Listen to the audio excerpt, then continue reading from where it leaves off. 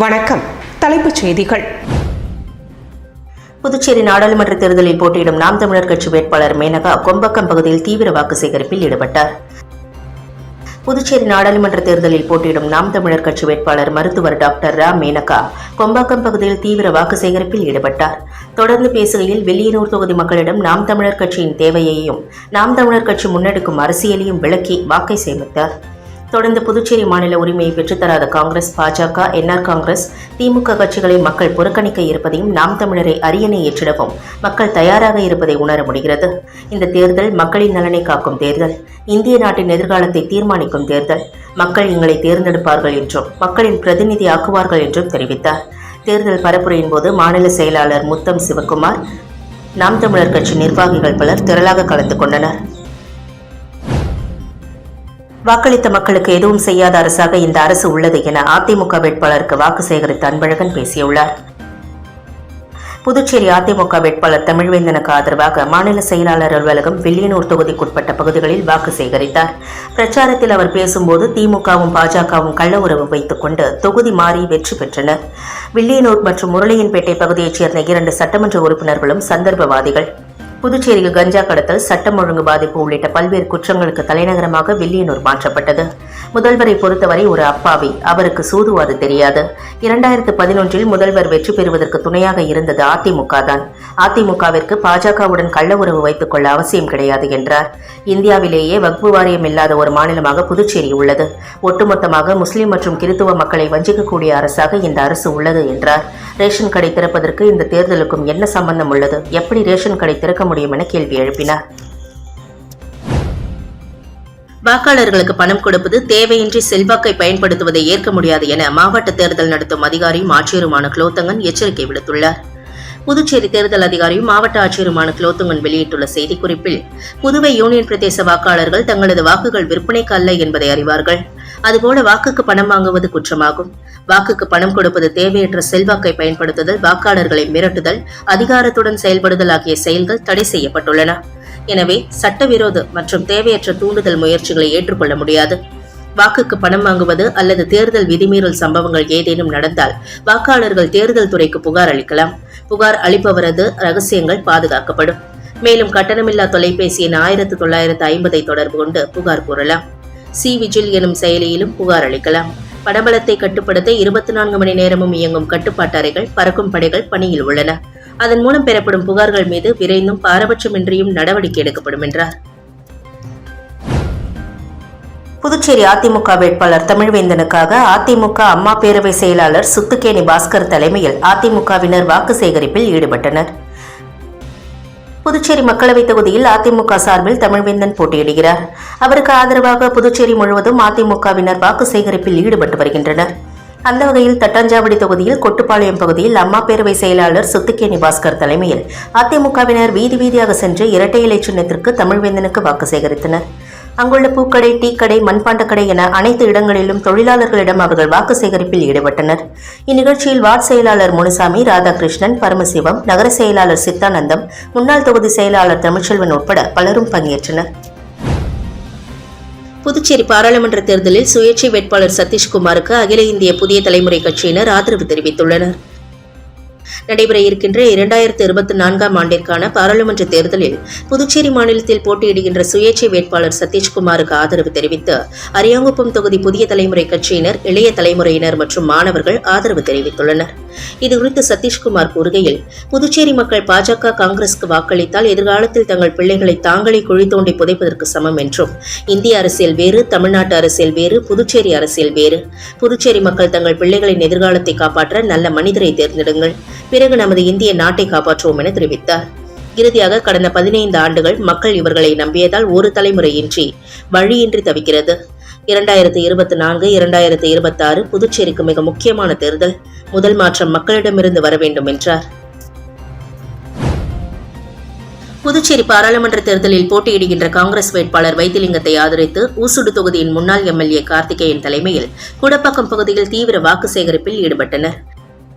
நடைபெற இருக்கின்ற 2024 ஆண்டிற்கான பாராளுமன்ற தேர்தலில் புதுச்சேரி மாநிலத்தில் இந்தியா கூட்டணி சார்பாக போட்டியிடுகின்ற காங்கிரஸ் கட்சியின் வேட்பாளர் வைத்திலிங்கத்தை ஆதரித்து ஊசுடு தொகுதி கூடப்பாக்கம் பகுதியில் புதுச்சேரி பிரதேச காங்கிரஸ் கமிட்டியின் மாநில பொதுச் செயலாளர் கார்த்திகேயன் தலைமையில் தீவிர வாக்கு சேகரிக்கும் பணியில் ஈடுபட்டனர். இதில் காங்கிரஸ் வேட்பாளரை வெற்றி பெற செய்வதற்காக வீடு வீடாக சென்று தீவிர வாக்குகள் சேகரிப்பில் காங்கிரஸ் கட்சியினர் மற்றும் கூட்டணி கட்சியினர் ஒன்றிணைந்து துண்டு பிரசுரங்களை வழங்கி வாக்குகளை சேகரித்தனர். இந்நிகழ்ச்சியில் தெற்கு வட்டார காங்கிரஸ் தலைவர் சங்கர் பாபு ரெட்டியார், வடக்கு வட்டார காங்கிரஸ் தலைவர் ராமு, மாநில செயலாளர்கள் ஊசுடு செந்தில்குமார், கோனேரி லோகையன், மாநில மாணவர் காங்கிரஸ் தலைவர் ஹர்ஷவர்தன் உள்ளிட்ட கூட்டணி கட்சியின் தொண்டர்கள், ஊர் பொதுமக்கள் என ஏராளமானோர் கலந்து கொண்டனர். முன்னாள் உள்துறை அமைச்சர் வல்சராஜ் பிறந்தநாள் விழா ராகுல் காந்தி தேசிய பேரவை சார்பில் புதுச்சேரியில் வெகு விமரிசையாக கொண்டாடப்பட்டது. ராகுல் காந்தி தேசிய பேரவை சார்பில் முன்னாள் உள்துறை அமைச்சர் வல்சராஜ் பிறந்தநாள் விழா வெகு விமரிசையாக கொண்டாடப்பட்டது. ராகுல் காந்தி தேசிய பேரவை தலைவரும் ஊடகப்பிரிவு சேர்மனுமான ஆரிய சேகர் தலைமையில் காங்கிரஸ் கட்சியின் பொதுக்குழு உறுப்பினர் திருவேங்கடம் முன்னிலையில் நடைபெற்ற விழாவின் ஒரு பகுதியாக மணக்குள விநாயகர் ஆலயத்தில் சிறப்பு பூஜை செய்யப்பட்டு தங்கத்தேர் இழுக்கப்பட்டது. அதனைத் தொடர்ந்து பக்தர்களுக்கு அன்னதானம் வழங்கப்பட்டது. இந்நிகழ்ச்சியில் சிறப்பு அழைப்பாளர்களாக முன்னாள் முதல்வர் நாராயணசாமி, புதுச்சேரி நாடாளுமன்ற தேர்தல் பொறுப்பாளர் அறிவழகன், முன்னாள் அமைச்சர் கந்தசாமி ஆகியோர் கலந்து கொண்டனர். அதனைத் தொடர்ந்து மாலை லப்போத் வீதியில் உள்ள ஒஸ்பீஸ் மடத்தில் உள்ள முதியோர்களுக்கு மாலை உணவு வழங்கப்பட்டது. இந்நிகழ்ச்சியில் மாநில காங்கிரஸ் கட்சியின் செயலாளர் சரவணன், ராஜாராம், பாஸ்கர், செயற்குழு உறுப்பினர்கள் ரவிச்சந்திரன், அசோகன், மாநில இளைஞர் காங்கிரஸ் துணைத் தலைவர் கல்யாண சுந்தரம், மாணவர் காங்கிரஸ் தலைவர் டாக்டர் ஹர்ஷவர்தன், ராஜீவ்காந்தி பஞ்சாயத் ராஜ் சங்க தலைவர் அமுதரசன், புஷ்பராஜ், மகிழா காங்கிரஸ் தலைவி பஞ்சகாந்தி, ஜெயலட்சுமி, முத்தமிழ், மாவட்ட செயலாளர் தயாளன், சக்திவேல், சாம்பசிவம், மாநில இளைஞர் காங்கிரஸ் செயலாளர் விஷ்ணு, ஜீத், முன்னாள் இளைஞர் காங்கிரஸ் செயலாளர் பிரபு, மோகன், முன்னாள் இளைஞர் காங்கிரஸ் தொகுதி தலைவர்கள் அசோக் ராஜா, ஜெகதீஷ், காளிதாஸ், ஆனந்த் மற்றும் பலர் கலந்து கொண்டனர். புதுச்சேரியில் பாஜக வேட்பாளர் நமச்சிவாயத்தை ஆதரித்து பிரச்சாரம் செய்த முதல்வர் ரங்கசாமியின் வாகனத்தை பின்தொடர்வதில் பாஜக, பாமக தொண்டர்களிடையே கடும் வாக்குவாதம் ஏற்பட்டு பொது இடத்தில் ஒருவரை ஒருவர் ஆபாசமான வார்த்தைகளால் திட்டிக் கொண்ட சம்பவம் பரபரப்பை ஏற்படுத்தியுள்ளது. புதுச்சேரி நாடாளுமன்ற தொகுதியில் போட்டியிடும் பாஜக வேட்பாளர் நமச்சிவாயத்தை ஆதரித்து முதல்வர் ரங்கசாமி நேற்று இரவு மணவெள்ளி தொகுதியில் பிரச்சாரத்தில் ஈடுபட்டார். அப்போது தவளக்குப்பம், பூரணாங்குப்பம் சந்திப்பு அருகில் முதலமைச்சரின் பிரச்சார வாகனத்தை பின்தொடர்வதில் பாஜக, பாமகவினரிடையே கடும் வாக்குவாதம் ஏற்பட்டது. மேலும் அங்கு பாதுகாப்பு பணியில் ஈடுபட்டிருந்த போலீசார் இரு கட்சி தொண்டர்களையும் சமாதானம் செய்ய முயற்சி செய்தும் அவர்கள் சமாதானமாகாமல் பொது இடத்தில் ஒருவரை ஒருவர் ஆபாசமான வார்த்தைகளால் திட்டிக் கொண்டனர். இதனால் அங்கு பரபரப்பு ஏற்பட்டதுடன் அந்த வழியாக சென்ற பொதுமக்கள் முகம் சுளித்தபடி சென்றனர். புதுச்சேரி பாராளுமன்ற தேர்தலில் சுயேட்சையாக போட்டியிடும் வேட்பாளர் மாஸ்கோ உத்திரவாகினிபேட் பகுதியில் தாய்மார்கள் மீது பூத்தூவி காலில் விழுந்து வாக்குகள் சேகரித்தார். நடைபெறவிருக்கின்ற 2024 ஆண்டிற்கான பாராளுமன்ற தேர்தலில் புதுச்சேரி மாநிலத்தில் சுயேட்சையாக போட்டியிடுகின்ற வேட்பாளர் மாஸ்கோ தாய்மார்களின் மீது பூக்களை தூவி அவர்களது காலில் விழுந்து வாளி சின்னத்திற்கு வாக்களிக்கும்படி கேட்டுக்கொண்டார். தொடர்ந்து அவர் பேசுகையில் 2 தேசிய கட்சிகளுக்கும் மாறி மாறி வாக்குகளை அளித்து உங்களால் தேர்ந்தெடுக்கப்பட்டனர். ஆனால் எனக்கு ஒரே ஒரு முறை வாய்ப்பு கொடுத்து பாருங்கள். நிச்சயமாக புதுச்சேரியில் ஒரு மிகப்பெரிய மாற்றத்தை ஏற்படுத்துவேன். உங்களுக்காகவே உழைப்பேன். உங்களின் தேவைகளை அறிந்து பணியாற்றுவேன். தொடர்ந்து பொதுமக்கள் வாளியை கையில் ஏந்தி வேட்பாளருடன் வீடு வீடாக சென்று துண்டு பிரசுரங்களை வழங்கி தீவிர வாக்குகள் சேகரிப்பில் ஈடுபட்டார். தொடர்ந்து வேட்பாளரை வரவேற்கும் விதமாக தாய்மார்கள் அனைவரும் ஒன்றிணைந்து மாலை அணிவித்து உற்சாக வரவேற்பு அளித்தனர். வாக்கு சேகரிப்பில் ஊர் பொதுமக்கள் பலர் கலந்து கொண்டனர். புதுச்சேரி அருகே லிங்காரெட்டிப்பாளையத்தில் உரிய ஆவணமின்றி காரில் எடுத்துச் செல்லப்பட்ட ரூபாய் 5,50,000 பறிமுதல் செய்யப்பட்டது.